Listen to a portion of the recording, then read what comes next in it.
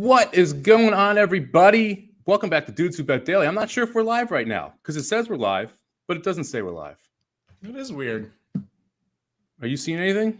No, it says go live. I don't know if we're live or not right now. Oh, we are. Okay. It's playing on Twitter. So we're just going for it. Screw you, StreamYard. We're doing this thing, baby. October 5th, 2022. Welcome to the worst sports betting day of the year. Oh, my God, this was bad today. Trying to find games to bet was a little bit brutal, but we worked it out. Don't you worry. Papa Dude, how deep did you have to dig?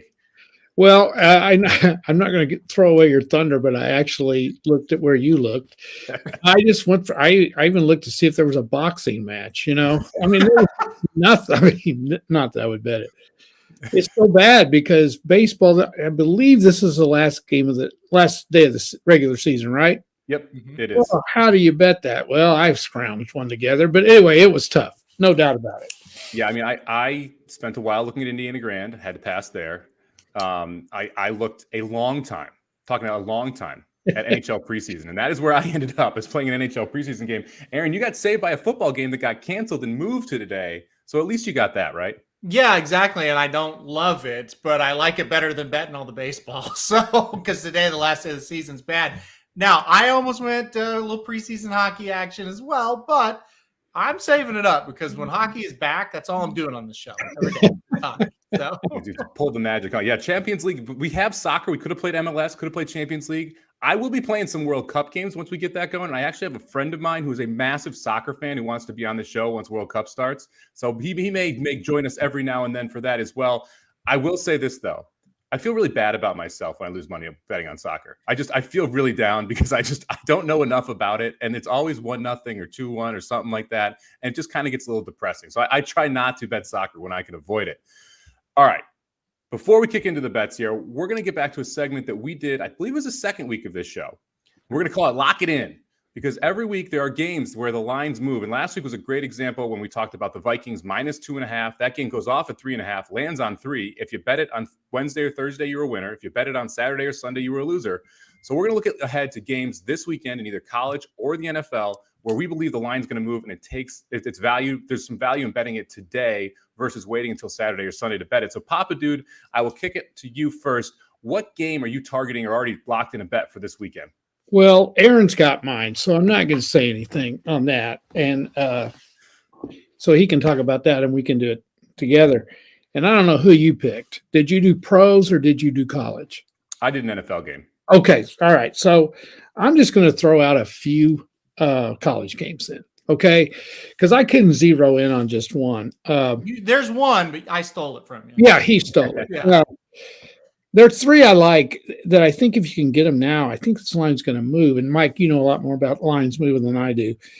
BYU is at Notre Dame, and it's 3.5 right now. Notre Dame's favored.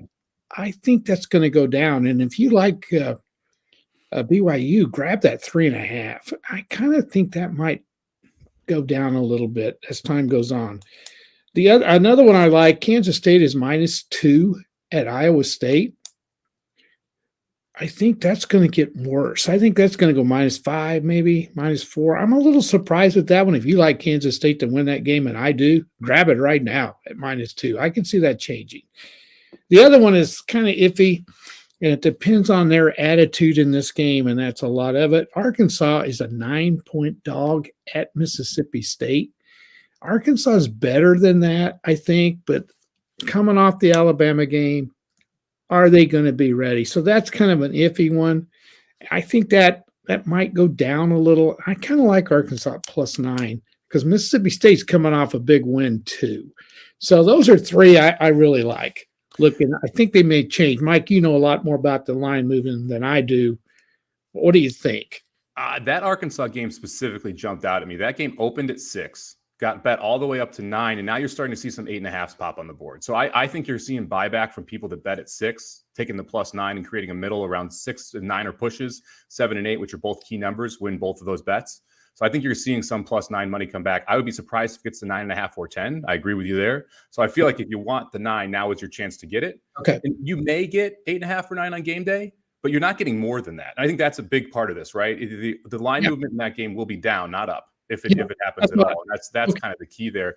Kansas, I think, is a little interesting. They're catching a touchdown right now against TCU at home. I'm not sure if you guys talked about that one, but that one kind of jumped out at me in the college game as well, where that one's you're already starting to see 6.5s come up. And Kansas has been a team that personally I know we've done well on, and a lot of people have done well. So I wouldn't be shocked if some people start taking Kansas plus the 7 at home as well. Aaron, where'd you go with your game that you expect to move here? Hook 'em. Take Texas right now. Right now, it's -7.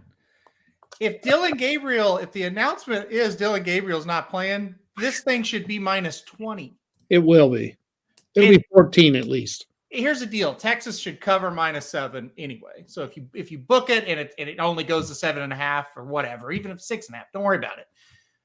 But if Dylan Gabriel doesn't play and he is strictly 50-50, he got a concussion last week. I tend to think they're going to lean on the side of caution, not only because of the concussion problems we've seen, and how that's been mainstream with the Dolphins, but OU has no chance to win this game as it is. So get him healthy, get him 100% healthy, and get him ready for games you might be able to win down the road. I would lock in Texas -7. I don't think Gabriel's going to play. And if he doesn't, I believe OU will start a true freshman at quarterback in the Cotton Bowl against Texas. Hey, it worked out with Caleb Williams last year. Nick Evers is not Caleb Williams. This is going to be a struggle. And by the way, we don't have the players that Caleb Williams had around him. Lock in the Longhorns right now.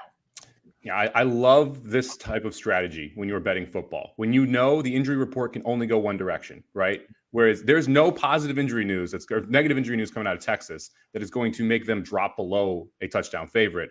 There are a lot of scenarios where this Oklahoma team could end up being much weaker on game day than they are today, which would force that number to go up. I would guess you're going to see between 10 and a touchdown, or 10 and 14 if he is officially announced out. And having that -7 is a great number to have, considering what could happen here in the future. Same thing in the positive regression side with New Orleans right now. If you like the Saints, I'm not advocating betting the Saints, but if you like them, they're -5.5 right now. If all of a sudden you hear that it's Jameis Winston, that Kamara's back, that Thomas is back, that line is going to go way over a touchdown. So it's another situation where, hey, it can't get worse for the Saints, but it can get a lot better. And all of a sudden you can have the better side of a number. Yeah. No, that's the thing. You gotta keep an eye, and you gotta be realistic. Like Pedlo here, he's an OU guy like us, but he's like us. He's very realistic. Listen, this is 7 because it's OU Texas. That's the only reason. And that is a risk because the game is crazy. It always is, but you can't lose. I can't lose this week. If Texas wins, I'm going to make a shit ton of money. And if OU wins, I'll be happy to lose the bet. So I can't lose this week. But also, Aaron, OU's got tons of other injury issues that we don't know about. And Texas might have their first string quarterback. They might have their first string quarterback who lit Alabama up. So there's the chances of all of OU's injured players to come back is almost 0. And they're not any good anyway. So the 7, I think Texas should have been 7 if OU was 100% healthy. Yeah. That's the way I look at it too. So I don't see a game at all in this one. I tend to think that he may play, but they're not going to beat them. So it's pretty simple. So unless, it is OU Texas, and you never know in this game more than any game there is. Maybe Auburn, Alabama. That's another one you just don't know. That's the way this game is. It's crazy. It's a crazy game. Well, you guys are making me go back on my word to myself here. I told myself I was not going to bet Oklahoma, Texas this year because last year it produced probably the worst beat I had in the entire college football season when I was sitting on a Texas +4 ticket and Oklahoma covers by 6 in overtime after Texas was up like 21-3 or some wild shit like that. I told myself, never again. No more of this Red River rivalry crap. I'm getting out of here. I'm going to go bet Texas after the show. I like the -7 as well. I just do because OU's top running back is questionable. Their best defensive back, I don't think will play. He was hurt pretty bad. Their best offensive lineman is probably not going to play. If OU wins this game, and I'm not a negative fan. Listen, if OU wins this game, it is a miracle. All right, I'm going to jump over to mine because it's actually started to move since we started the show. Miami -3, the Dolphins -3, still available about half the shops online and half the shops in Vegas. Everywhere else has gone to 3.5 already. This game is going to continue to go up. Miami's going to be up to a 4-point favorite by the time they kick off. If you want 3, now is absolutely your last chance to get it. Go bet it right away. I bet this on Monday. Look, Miami, we talked about how bad of a spot it was for them last time. This is a wonderful spot for them. They just faced Josh Allen. They just faced Burrow. They just faced Lamar Jackson. And now they get Zach Wilson on extra rest. And yes, I know Tua is not going to play, but Bridgewater, when I trust that Mike McDaniel will be able to scheme to Bridgewater's abilities. And if you just look at how Bridgewater played versus Cincy last year versus how he played this year with the short passes, the run after catch, the way they were able to use that offensive strategy with Bridgewater in, there wasn't that much of a downgrade from Bridgewater to Tua. 3 points against this bad Jets team seems way too low to me. You're going to see 3.5 or 4. So even if you don't like the Dolphins that much, you can buy back on Sunday and end up with a push with a plus money on the other side. So if you want Dolphins, bet them now -3. I think you got to lock that in because you're going to see 3.5, maybe even 4.5 by game day. Go Dolphins. Yeah, Makes go sense. Dolphins. I think Tua's going to play. No, maybe the second half. Maybe the second half. Another, if you, I'm not advocating this bet, but if you like Denver, they will be -3.5 tomorrow night. They're -3 right now. So if you like Denver, now is the time to bet Denver, not right before kickoff on Thursday. I probably am not going to bet that game, but if you want a -3, now's a chance. Do you guys have any interest in this game tomorrow? Are we both all of us going to pass on this mess of an NFL game? I kind of like Denver tomorrow. Yeah, I do too. Well, you bet it now then. It's going to be 3.5 by kickoff because there's going to be money that comes in on Denver because this Colts team is just a public nightmare. People do not want to put money on them. I feel like the Broncos are a car crash, right? The Colts are a train wreck. Yeah. And so that's the deal. The Broncos did beat the 49ers at home in one of the worst football games I've ever watched, but they did beat them at least. They're 2-0 at home. I think they'll beat the Colts. I think the Broncos defense will suffocate the Colts, and I think they'll win like 10-3. I don't hate the under there. I don't think we've heard yet if Taylor's going to play tomorrow night either, which would be obviously a huge loss on the Colts side. And then all of a sudden you're relying on Matt Ryan, who's an absolute statue back there, throwing to a wide receiver core that is subpar. I mean, Pittman's great, but Pittman doesn't seem like he's been healthy yet since he missed the game 2 weeks ago. So we'll see what happens tomorrow night, but it's going to be an interesting game off a short week. Rookie coaches, short week, usually a terrible thing to play. Hackett, probably the worst rookie coach I have seen. And that's saying something looking at you, Matt Rule, in a while. Man, this is going to be interesting tomorrow night. Yeah. It could be fun in a bad way. You know? Look, if you take a shot every time someone makes a bad coaching decision, you're going to be hammered by the end of the first quarter. We'll just put it that way. All right, let's jump into the best bets for the day here. I'm going to kick this off because, look, I'm going to preseason hockey, and I'm guessing not a ton of people are going to ride with me here, but hey, what the hell? So far in the preseason, the under has been 45, 28, and 7. 45 and 28 under in the NHL preseason so far. That's a hell of a trend there, almost 65%. I'm going to lean on that. I'm going to go to the under in the Red Wings Capitals game. It's 6 right now on the board. Capitals are starting their NHL starting goalie. So, and they have the majority of their NHL team up. They're about -260, 270 in the game. The Red Wings are a split squad because they have one more preseason game left. So they're not going to be starting all their NHL players. These two teams faced each other early in the preseason to a 2-0 game when they both played half of the game with their backup goalie and half of the game with their starting goalie. I don't think the Wings can score very much. I don't think that the Capitals are going to score very much. I'm going to lean on this under trend, which we've seen at 45 and 28 so far. And I'm going to go to the game where I think this should be 5.5, about 6. And hopefully we can get this one under and kick this week off in a good way because, man, today's card is absolutely atrocious. But we'll go to the NHL preseason under. We'll take the Red Wings and the Capitals under 6. I wanted to play the Wings because they were plus 249. But that was a little crazy, right, Aaron? Yeah, Magic sent the roster over of who's going to play tonight for the Capitals, and I don't think the Wings are going to beat them. But, it's hard to say.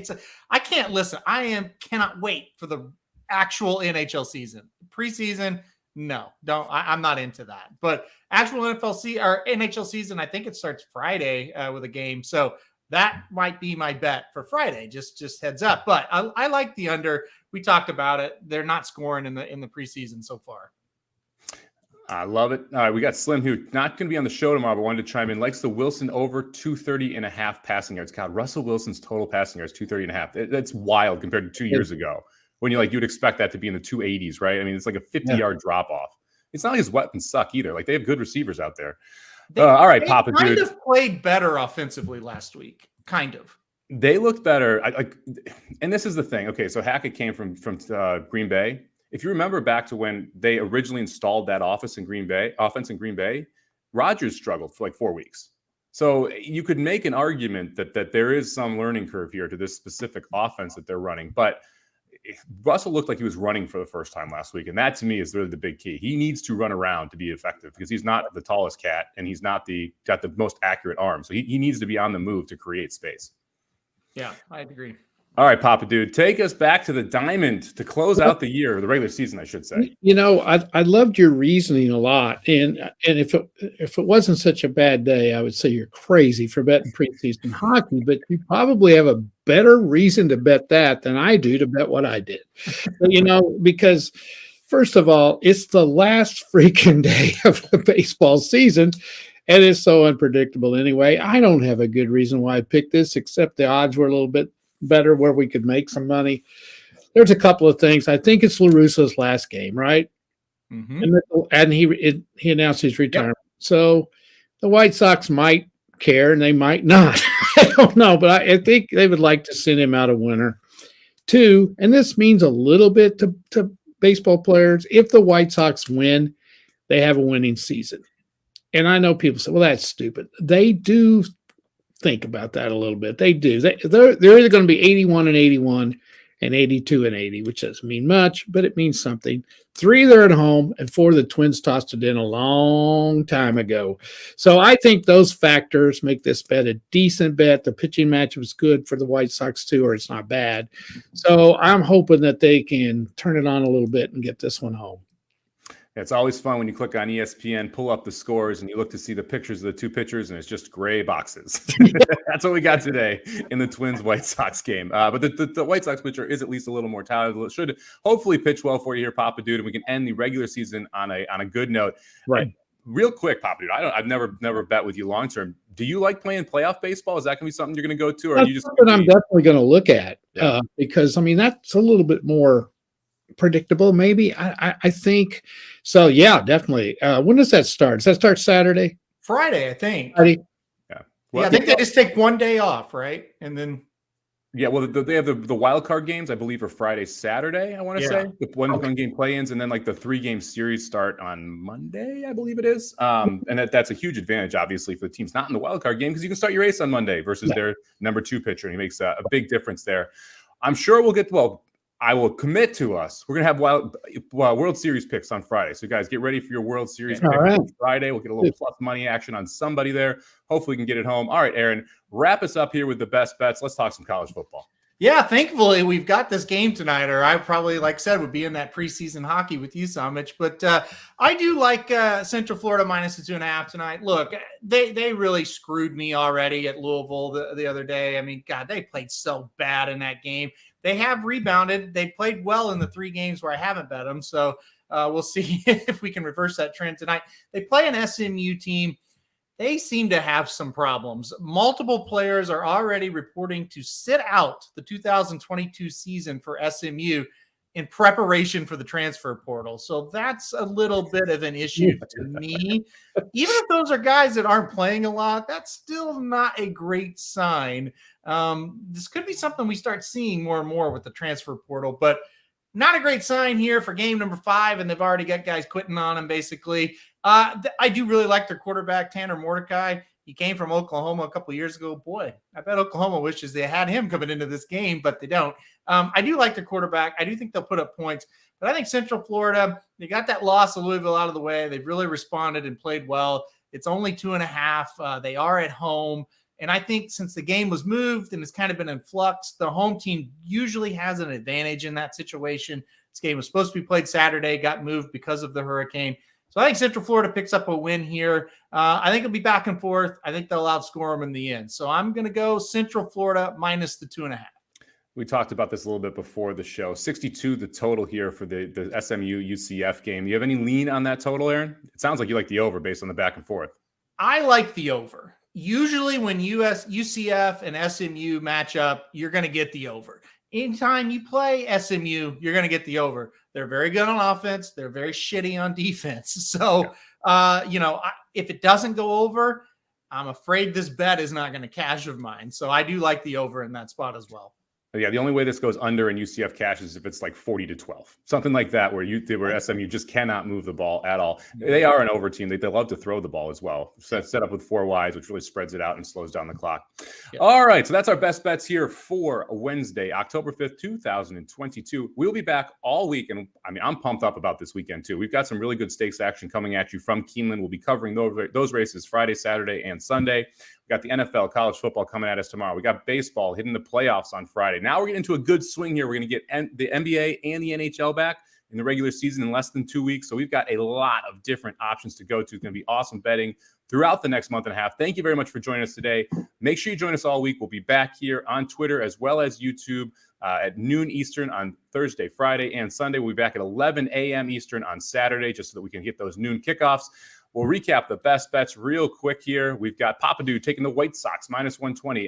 Aaron's going to UCF -2.5 tonight in college football ranks. I'm going to go to preseason hockey. I'm going to take the Red Wings and the Capitals under 6. Last week, we ended up 7-8, down $80. Not wonderful, not terrible. Year to date, we were up $2,534 off a $100 base bet. Thank you, everybody, for joining us. We will see you all tomorrow.